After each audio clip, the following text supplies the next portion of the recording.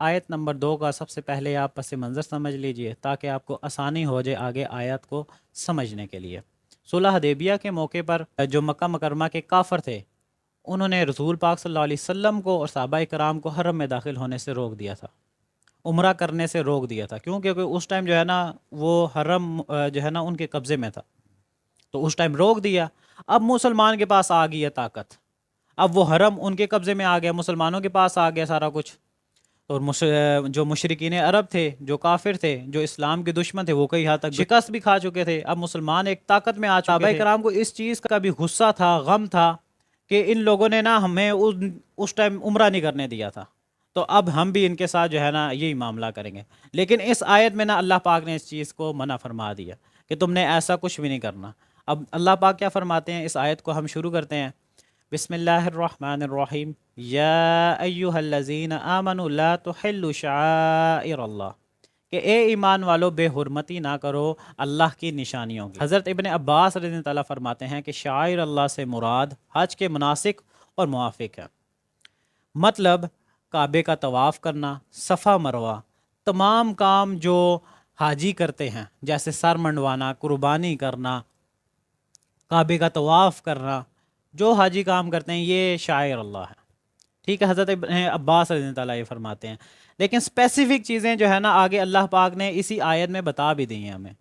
اور اس آیت میں جو پہلی لائن ہے یا ایھا الذین آمنوا لا تحلوا شعائر اللہ، اس سے ہمیں کیا میسج ملتا ہے کہ اے ایمان والو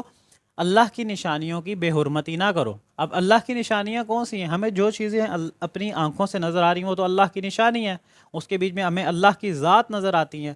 اللہ پاک کئی بار کہتا ہے نا قرآن مجید میں کہ عقل والوں کے لیے ان چیزوں میں نشانیاں ہیں،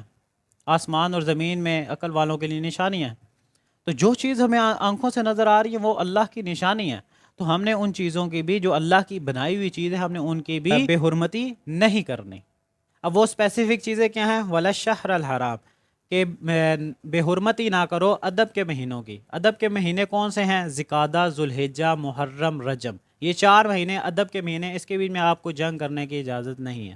اللہ پاک نے یہ چیز فرما دی ان کو، کیونکہ آپ کو پتہ ہے کہ مسلمان صحابہ کرام اس ٹائم طاقت میں تھے، تو مشرکین عرب کئی حد تک شکست کھا چکے تھے، تو اب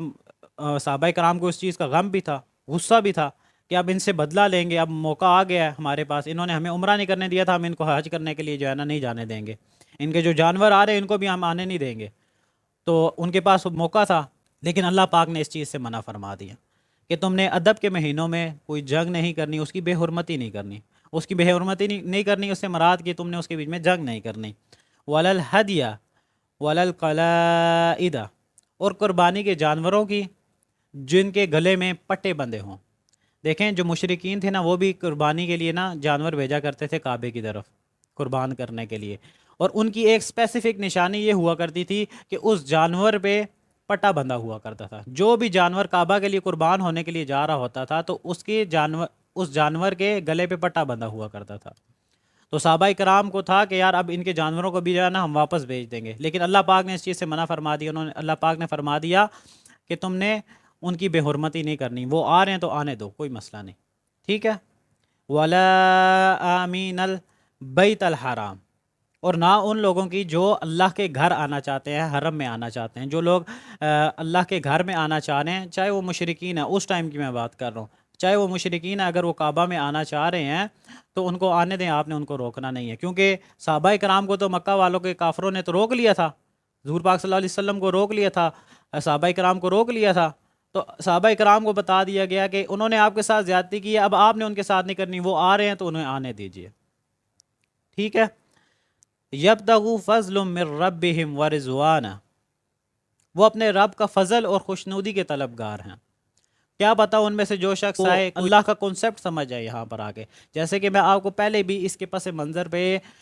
کلیئر کر چکا ہوں کہ اس آیت کا جو تیسرا پوائنٹ تھا کہ اس آیت میں جس کے بارے میں بتایا گیا ہے کہ وہ یہودیوں اور عیسائیوں کو آخری نصیحت ہے کہ وہ اسلام کی طرف آ جائیں، راہ راست پر آ جائیں، تو وہ چیز بتائی جا رہی ہے کہ آپ نے ان کو روکنا نہیں، اگر وہ آتے ہیں تو ان کو آنے دیجئے،